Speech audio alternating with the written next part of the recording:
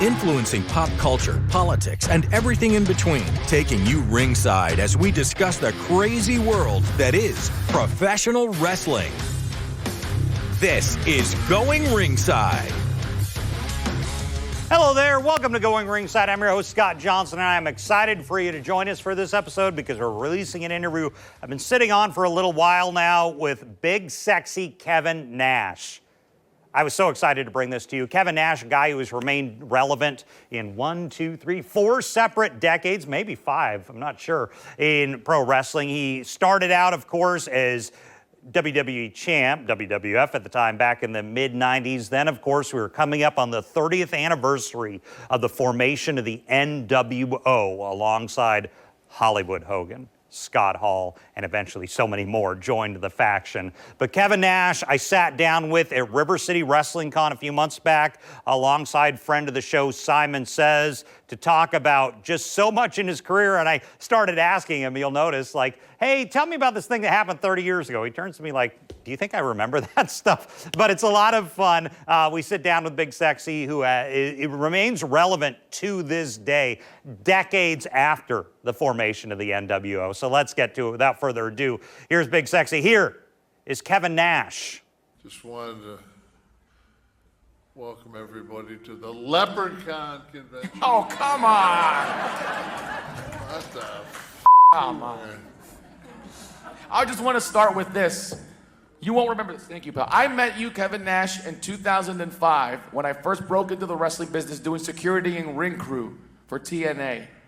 And back then, you gave me a nickname. You called me Vinny Roo because I looked like the offspring that got left behind of Vince Russo. And that name has never left me all these years later. And here we are, 20 years later, and the first words out of Kevin Nash's mouth are making fun of my jacket. But there was a guy on the ring crew that had white hair. He was 20-something years old, and you were mystified at the fact that this guy was completely white at 22 years old on the ring crew. Good time. He was not related to you, though. It was no, because you did ask him, do you got a little Nash in you? Would you like some? Your original WCW run, Right. to become Diesel. How did that transition happen? So, Shawn Michaels was watching the Saturday night show when they were on the road with WWF, and he was traveling with Scott. Scott and I were friends. He said, "Do you know him?" He said, "Yeah." He says, "But I don't have his newest number." So they went to TV. I think the TV was Green Bay, and I was friends with the Steiners. Robbie Steiner called me that night from Green Bay, and he said, "Hey, Shawn Michaels wants you to be his bodyguard. Can you get out of your deal?"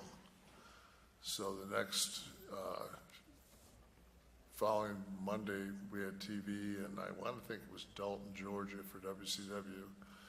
I just looked out the window the whole time, and the agent was Barry Windham, and he was driving. He said, "You all right?" I said, "Yeah, my wife told me she's going to leave me if I don't get out of wrestling."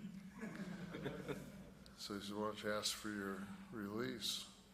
So I got back from TV and went up to CNN, walked in Ole Anderson's office. I said, "Can I get my release?" I had the paperwork, and laid the paperwork in front of me. In front of him, he never looked up and signed off. Wow. I took the paperwork, walked over. Thanks, man. And asked Brenda, who was working in the office, I said, "How do I send a fax?" And I faxed J.J. Dillon my release from WCW, and then started, I think it was June 6th. I started June 6th, 1993 as Diesel. Did you know being Shawn's bodyguard at that point was a good business move? I can't remember Shawn was on his acceleration at that point. I mean, he was, because he was in that IC, with the IC strap, because him and Marty had just had their battle, and so the night I came in, my first live event was in Albany, and I tripped Giannetti. Sean gave him a pile driver, and Sean got the IC champ. So I meant more in one night than I had 3 years at WCW. Wow. So. And Kev, I know you get asked a lot about your upstart. Is that your coffee or mine? And I don't know, you can have it. It's mine, man. My man problem. I stuck my finger in it. But the one thing I wanted to ask about is something that people don't put a lot of attention onto. Your time in TNA with Paparazzi Productions and your feud with the X Division is something that people remember so fondly about the glory days of TNA. And I just wanted to... You mean humor? Yeah, exactly. Folks that say there's no comedy in wrestling or comedy doesn't work, and it was some of the highest rated segments back on TNA in those days. I actually have a clue. I mean, you know, I'm pretty. For somebody with 5 moves, I became pretty wealthy. I mean, there's not many guys that can say, yeah, 3 years after I got in the business, I was a world champion. But it's because of that it's so mystifying. A lot of other people might assume that someone that's been a world champion, that's been in such prominent spots, hey, we're going to put you with these X Division guys to do funny stuff with them. There's folks that might look at it as a demotion or whatnot, but you flew with it, you flourished. No, they didn't put me with them to give any. They put me with them because I had a torn rotator cuff. And I sat with Jeremy Borash, and we said, hey, why don't we just do our own, because they had no personality. All the guys had moves, they had no personality. I said, let's give everybody a personality so we can differentiate between the different characters. When did you learn personality was needed? You have it more than most any 7-footer who's ever been in wrestling. When did that? More than most. More than all? There's only what a incredible bar. You got to jump over Andre's comedy. Yeah. The Mount Rushmore of comedy in pro wrestling. Andre, Big John Studd. Bad News Brown. He wasn't All even the comedy guys. He wasn't even tall though. Paul White's got a good sense of humor. Paul White does have a good sense of humor. He showed it for us yesterday. Yeah. Did you start to realize that you could talk better than all of them once you got to WWF? Because you weren't given a lot of opportunity in WCW.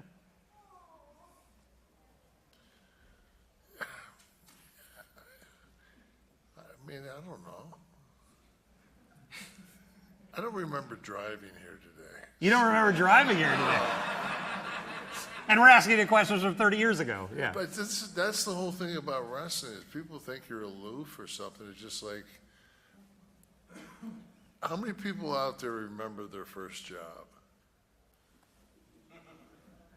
How many people out there have had their first job? No, but I mean your first job, you know, and it's like, do you remember like getting your paycheck at the end of the first week? You're like, no. That's kind of like wrestling. You're on the road 300 plus days a year.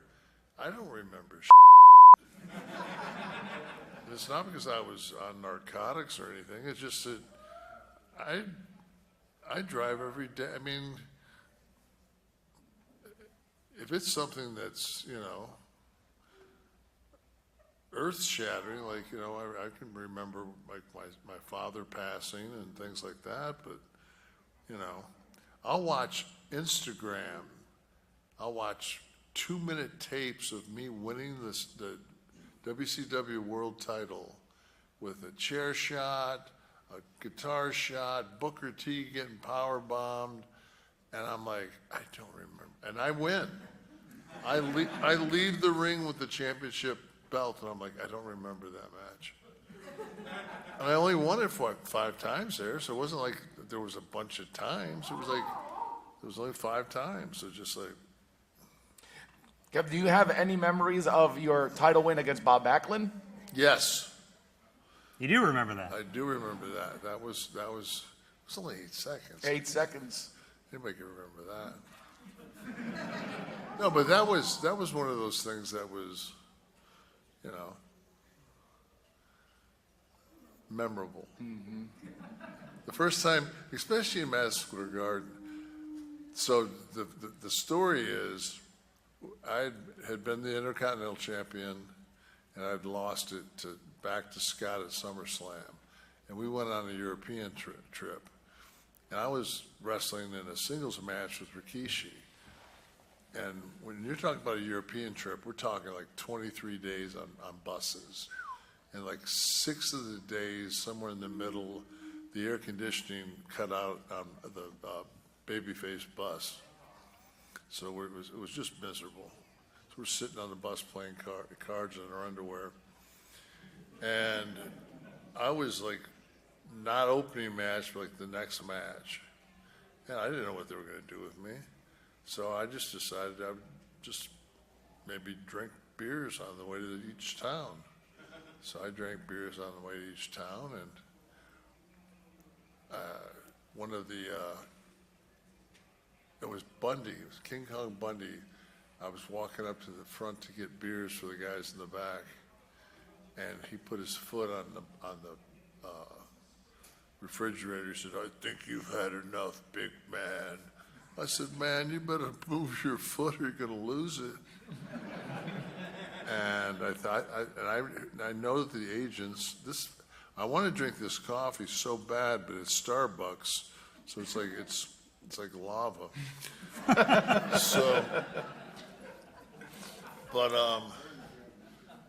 So when I was getting on the plane to fly back to the States, we were getting off the plane, and Jerry Briscoe said, "The old man wants you to, Marco's going to pick you up. The old man's, you're going to have a meeting with Vince at his house." I was like, oh, God. Like, he's so pissed off at me, he's going to fire me in person. So I go to his house, and we've been flying all night, and this is WWF. This means nobody flies first class. I flew to India with Yoko on one side of me and Taker on the other. How's that physically possible? You just do it. Drink as much as you can. And then we got, I mean, it was just brutal. It was just such a bad existence. And so I was waiting on Vince, and eventually I fell asleep on his couch. Oh my God. And he kicks me, and he says, "Make yourself at home, Nash." And I'm like, ah. So he says, "Come out by the pool. I'm waiting for him to, fire me." And he says, "Yeah, and then we're going to go to the garden. We're going to put the belt on you." I said, "DIC again?" He goes, "No, the world title."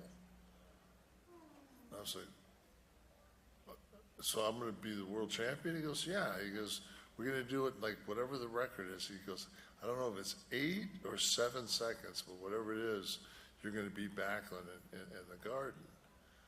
So I, got back in the limousine and went to LaGuardia, took a flight home. At the time, I was living in Phoenix, and got home and told my wife, I said, "It's going to make me world champion." She goes, "Yeah, I'll believe it when I see it." Well, that next road trip, I was the champ, so yay. We hear a lot in the mid-'90s of politics backstage. Sean, Brett, Taker, was it as bad as it's been parodied to be all these decades? I think that the people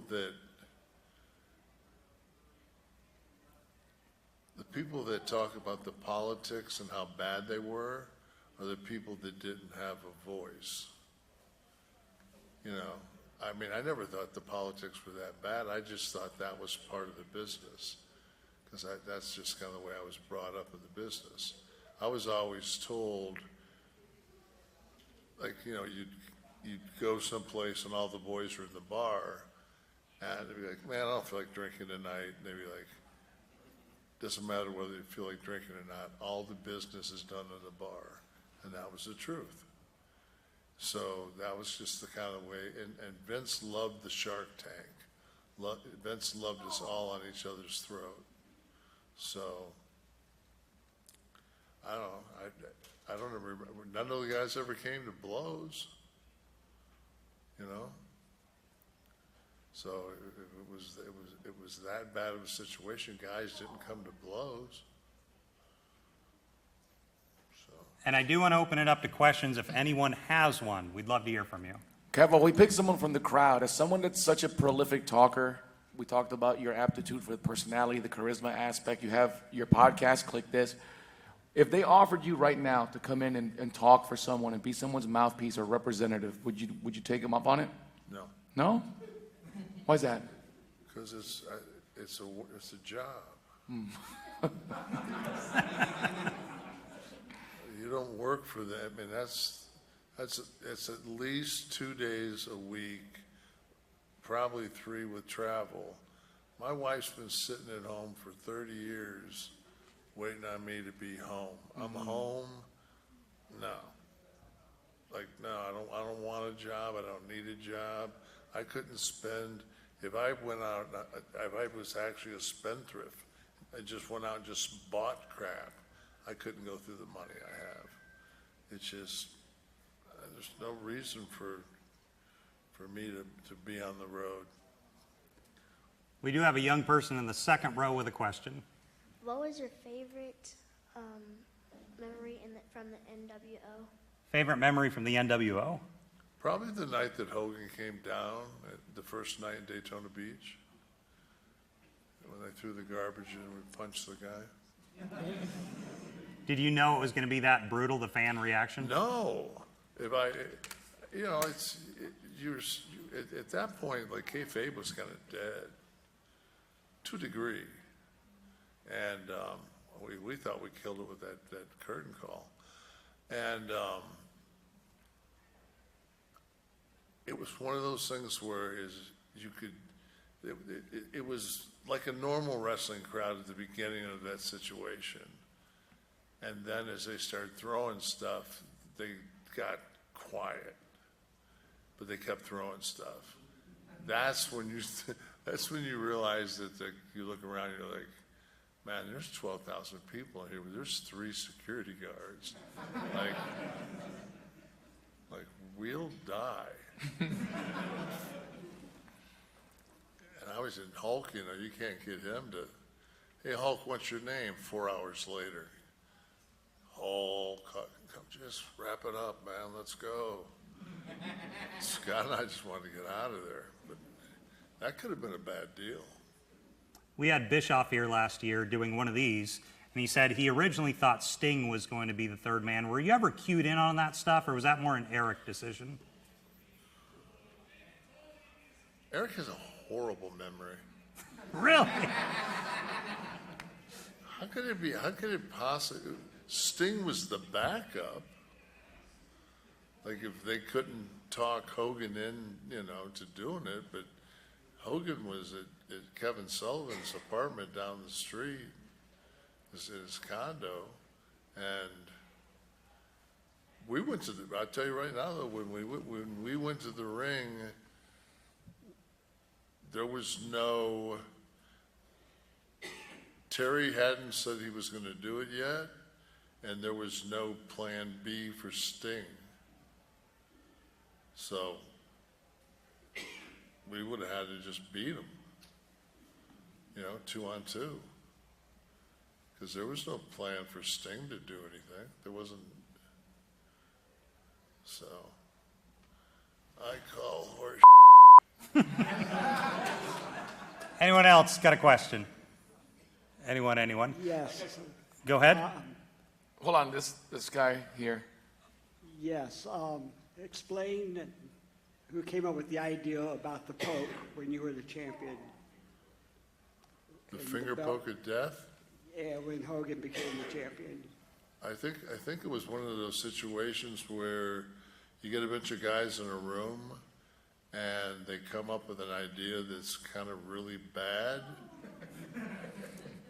And because what they want to do is they want to have a 6 to 8 minute match, and then I'll take the fall.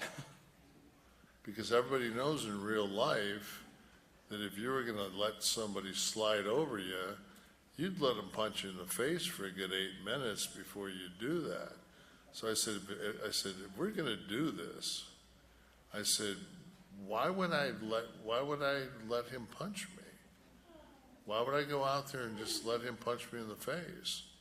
I said, you'll get a better response if he touches me and I go down. And to this day, they say the finger poke of doom was, if you watch the crowd, it's the only reason it's such a brutal thing in wrestling is because there wasn't a soul in that building that called it. We got them all. We got every one of them. And that was their problem. And then my favorite thing is that I booked it. I booked me beating Goldberg, and then 6 days later I booked me to do the finger poke of doom instead of being the champion that beat Goldberg, which was a baby face, and got to sell merchandise for 9 months. Which one would you guys rather do? Sell merchandise as the hottest guy in the territory, or turn around the next week and give it to somebody else that has creative control? And he's the only one that does. Was Bill booked as too indestructible in your opinion, or do you think it was just right?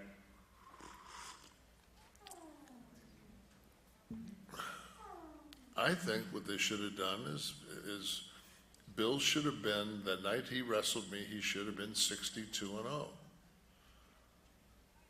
He shouldn't have been 179 or whatever. You can't be 3-0 on Monday Nitro and then the following Nitro be 22-0 when there's only been 4 days that we wrestled in between. And it Yeah, Goldberg had the most hectic schedule of anybody if he was working that many matches in between. And Scott and I were the guys that contractually were booked for the most dates. I mean, it was just like, I just thought I thought it was stupid. It's pro wrestling. You get to do the narrative, and it's like, and then on top of all that, there was a kid. He was Eric Watts' partner on that Techno Team. Techno Team 2000. Whatever that kid's name was, he beat Goldberg on a TV match that was dark before Goldberg ever got going. So yeah, he wasn't undefeated. So I don't know. Any questions? Who has the mic? Go ahead, Right there. bud. Go ahead with the mic. Who was your favorite person to wrestle? Favorite person to wrestle? Favorite person to wrestle?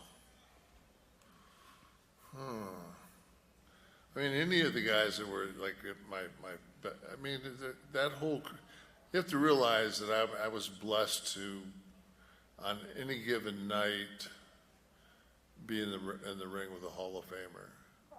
So whether it was Savage or, I mean, I liked working with all those guys. Scott Hall, HBK, X-Pac, Triple H, Bret Hart, Undertaker.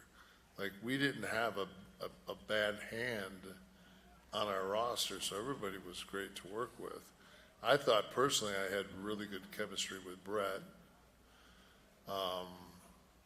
It took Sean and I to get the chemistry because we were too much alike. But once we found it, especially towards the end, like in Omaha, that was, but I had great chemistry with Scott Hall. And Kev, as someone that has influenced so many people and has transcended generations of fandom, did you grow up a fan of the business from an early age? I was a fan of pro wrestling, so Sabu's uncle ran, the original Sheik. Mm-hmm. He ran big time wrestling in Detroit, where I grew up. So I was a fan of wrestling till I was probably 9, and then at 9, I was like probably a foot taller than everybody in my school, and I started playing basketball, and then I wanted to play basketball. I mean, that's, so. And how did you eventually find your way back to the business? So I was playing overseas, and I tore my knee up, and I came home to get it operated on. I was in Detroit, and I had a couple of buddies, and what we do is on a,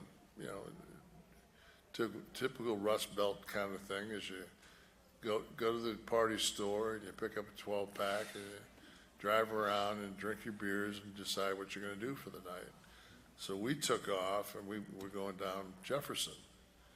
And I'm like, where are we going? And all of a sudden I can tell, like, oh, like, we're going to Joe Louis. I said, I'm not thinking, and it's wintertime. I'm thinking, I could have sworn that the Red Wings were in Toronto tonight. So we get closer, and I'm like, I look, and I'm like, it says, WWF. I said, are we going to fake wrestling? I said, wow. I said, it was kind of, so we went, and we had really good seats, probably 10, 12 rows up. And that's when Helwick was the dingo warrior. Oh, boy. He was the biggest human being I'd ever seen in my life. He was probably 300 pounds then. And so he... you think he was more yoked in those days? Oh, my God. Right? Before he was on TV? Yeah. Yeah, because we were all muscleheads. We all knew. We were just like, oh, my God. Yeah, Helwick was gigantic. And then that's when Hogan would go out fourth as the champ. And I watched Hulk, and the crowd was electric, and I just said, like, that ring's, you can kind of tell, how big that ring is. I'm thinking, that's 2 steps for me. Like, I might not be able to come back and play basketball, but I guarantee you I can run 2 steps. And I said, I'm a better athlete than 9 out of 10 of these guys. So I said, maybe I'll give that a shot. So then I had to find out how to get in it. And you can imagine if you walk backstage at any pro wrestling event, and you go up to somebody, one of the boys, and go, hey, is there any way you could help me get into wrestling? I'm 6'10" and weigh 330 pounds. Yeah, let me help you get my spot. So breaking into wrestling was not easy. You were one of the first ones to break into something else into Hollywood, from sitcoms to movies to Tonight Show and beyond. Was that an interest from you early on? I knew that when I was a kid, I used to get in trouble all the time, and when I was like 6th grade. Because I would sit in the back of the class when one of our teachers was talking, and I would sign my name over and over again. And she says, what are you doing? I said, I'm practicing my autograph. She goes, what are you practicing your autograph for? I said, because I'm going to be famous. She said, so you want to be famous? I said, yeah. I said, I didn't care what it was. I just wanted to be famous. So everybody in Austin should be lucky I was too young to get up on top of that tower. One final question for Kevin. Who do we got? Who has the mic? Right there. So I want to say something. The reason that's funny is Austin, Texas has that like tower in it, and that's where the guy shot Clock all tower. shot all the. Oh, yes. Yeah. That was the reference I got. Yeah, I do get that reference now, yes. These are the Kent- jokes, people. Kent Come on. State. Yes, Hey. sir. Get them some lava Kev, hot coffee. Thanks for the years, man. Thanks, man. I've been a fan of yours forever. Whose idea was it, like when the Outsiders were running hot and then you came up with, you got the Wolfpack going and everything, whose idea was it to split you and Scott up? There was not Scott and I. They said that there wouldn't be. It was almost like unfair to put Scott and I against Randy and Hogan. So that was just another one of those things where Scott and I had favored nations, but Scott and I didn't have creative control. So, yeah, that was that. But the whole thing was, how it was originally laid out was that we would take over, that Monday Night Nitro would become NWO Nitro. Graphics, everything. And it would be a reverse. It would be Sting and DDP would kind of start like a faction of guys that were going to take back over the company. And that was where it was going to go. But if you never have the Wolfpack versus the Hollywood, if you never have the Civil War in the first place, that's lost. So, and at the same time, they were giving Eric so much crap. Like I was very close to Eric and was with him, working with him, going over stuff, and people that were telling Eric from the other tower, that was another thing.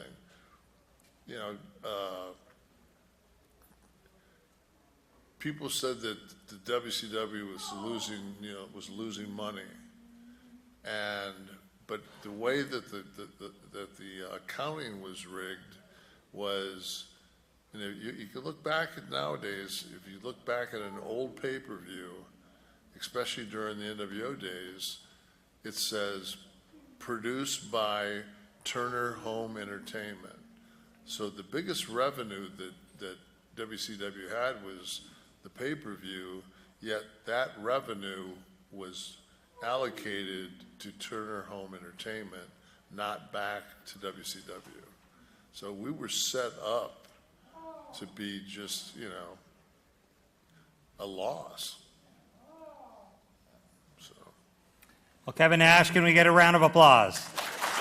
Yay!